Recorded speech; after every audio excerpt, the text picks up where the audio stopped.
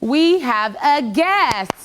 Okay, before I talk about the guest, I'm sure many of you are wondering, the new video, what's the title? Is Giddy Giddy Fire by Stonebwoy. But now let's focus on our guest this afternoon, who is a media personality and entrepreneur, who is also now a reality star, guys. Ladies and gentlemen, let's make a welcome to the show, Big Brother Naija 10/10 ex-housemate, Ivatar. Super excited to have you here. I'm so excited to be here. Thank you. Tatted up Ivatar.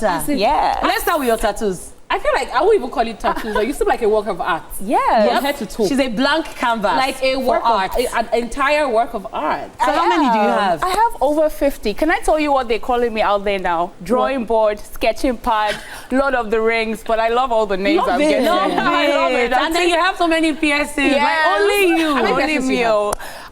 I've lost count, but there are a lot. I'm not going to mention How many tongue piercings do you have? 2.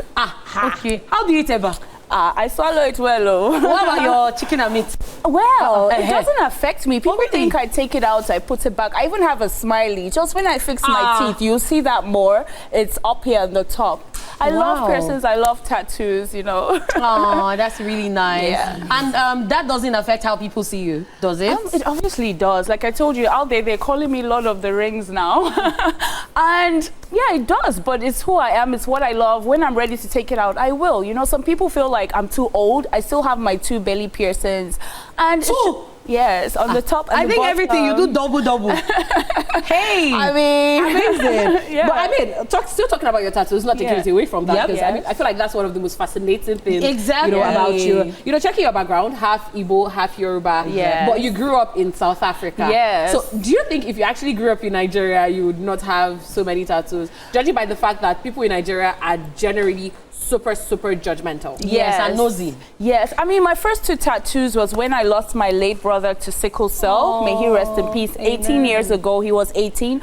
And I also had my daughter at the same time. So these were my first 2. They were just months apart. So I felt like I gained something and I lost something, and I didn't know how to deal with it. I was actually taking a walk in Durban, you know, and I saw a tattoo shop, and I went in, and these were my first 2. So it was a lot of emotional and mental baggage. Like consolation. Yes, I wanted to have them with me everywhere I go, because I was still going to go back to school. You know, after she was born, I was going back to university. So I just wanted to keep them close in the best way I thought possible. Obviously, they're in my heart, but you know, it was a way of me dealing with the loss and the gain at the same time. So even my parents could not be like, you know, because these were my first time there. And then from there, the journey began. Yeah, so see no evil, speak no evil, hear no God evil. cannot do does not exist. Does not exist. There's only God can judge me, and there's just, you know, all over your body. Yes, my story, my experiences, you know, what I go through, it's all good. It's all positive vibes for me. So I know people don't see it that way, but it is who I am. It's what I love. Yes, I see it that way too, and I love it. Thank you so much. So talking about positive vibes,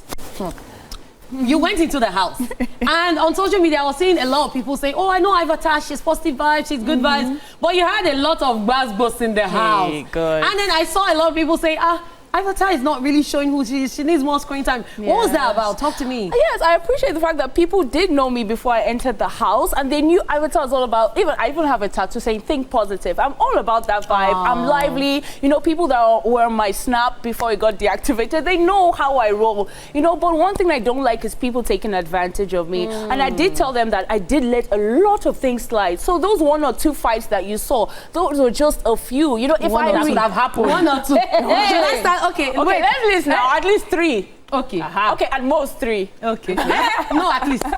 You know, and those fights, I feel they were valid. I would have liked to do that. Some people thought, oh, I'm doing it because I want to show. That's not the way I plan to show myself. When I entered the house, I told Ebuka, I want to show people that, you know, that people with tattoos, we don't have that stereotype. We're not all this and that. That I'm a calm girl. I'm loving. I'm beautiful. So I'm going to be myself to the fullest. I actually describe be beautiful as being you to the fullest. So I was going there to show all the beautiful sides of Ivatar, of Ifewa, of Adewumi, of Okafo, you know. So, you know, and also Ivatar is not all about tattoos. I wanted people to see the other side of me, you know. But these people, but it's all in the past. Like, I'm outside, and I just want to spread those positive vibes people are talking about. But we need to understand some things. Yes, so, sure. Okay, so talking about thinking positive. Yes. I mean, one thing I know about you is that you're a very tenacious person. Yeah. Because when you entered, I mean, we've had a lot of people on the show say, oh, they auditioned once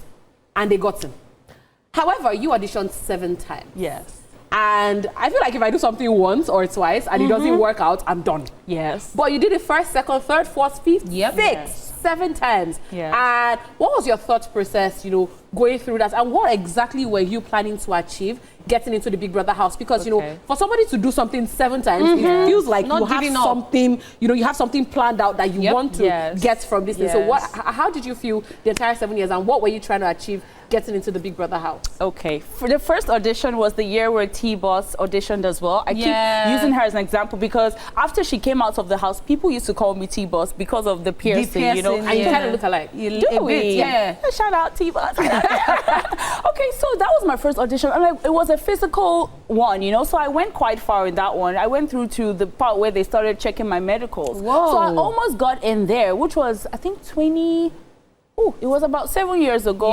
So after that, it became the ones where you have to send the video, virtual ones, and those are the ones I did up until this other physical one. So I feel like if those ones were also physical auditions, I would have gotten in, you know. So that was just the gap. I kept sending my videos. I was like, I don't know if they're seeing it or not, but I'll keep doing it. And I'd already honestly kind of given up because I'm like, I'm also getting older, even though I don't look like it. Don't give up. Exactly. This is a big lesson. So when I saw, okay, there's going to be another physical audition, I went and I tried. So this was my second physical audition. Oh, nice. And I made it.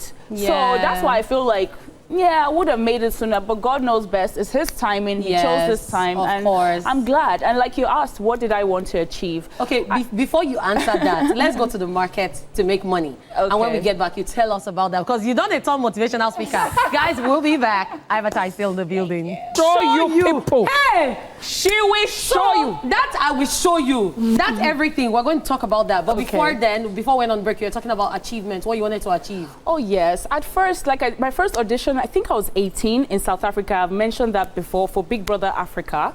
And then obviously didn't work out, but I wanted to just go in for the experience, just to see. And honestly, when I entered, I did not really used to watch it because if they don't pick me, I'll be like, oh, I'm not watching the show. So I didn't know anything about task or how it is. And you get in there and you see that people have been watching this show. Yeah, like, they know what to expect. They have strategies. So me, I just thought, okay, even if we're not chilling like that, I do see some exercises, but I didn't think, different kind of tasks like that every day and different ones. And you shocked you. You shocked me. I mean, I like the fact that we're not lounging around every day, but I expected more time to do that. I hardly got in the pool, and I love swimming. But before you get in the pool, next year you have 10 minutes, and you're like, yeah. So, you know, I never experienced it, but I liked it. I enjoyed myself. Amazing. At least you enjoyed yourself. You had a great time in the house. No regrets. So, I was wondering, is there something you would have liked to do differently? And then moving forward, what should we expect from Ivatar? Okay, differently, I always say I wouldn't change much. I would go in and be myself. But the only thing I would say I would have loved to do differently was standing up more, showing people the fun Ivatar. A lot of times I back down because people don't see a lot, but people will get to you. Like even when it came to task, yes, they're saying, oh, you were not doing it. But there were times where I wanted to do things and they didn't give me the chance. They'll say this person should keep doing it because they were successful in a puzzle task. But I ended up finding out that, not finding out, I knew, but they ended up saying that I'm good with puzzles too, give me a chance. But because everything was teamwork, they're like, if we are going to all win, they just sit on the bench. And I didn't like that. So I wish I stood up more to show people that I could do things. Not everything, but I could do things. So that was what, and also the fun side. But there are a lot of times things would just get to me and I'll just keep quiet and chill. Moving forward, what to expect from you? I mean, more Ivatar, like in every aspect and layer. You guys are going to see me. I'm a DJ, I act, and I'm working on my show and my fashion brand. So I'm going to do the most outside. I just want you guys to just keep following me and trust me that you're definitely going to be entertained, you're going to be proud, you're going to be happy. Maybe one day we'll invite you to come and DJ on the show. Of course. Book me. Someone from South Africa. So every time we have housemates on the show, ex-housemates, we ask them for their winners, who they're rooting for. So who are your top 3 housemates? Okay, when they ask me this question, I'm always confused because, not confused, but there's like, who do you think will win and who would you like to win? Okay. Okay. Yes. Who I think would win, and I wouldn't mind if she does, is Imisi.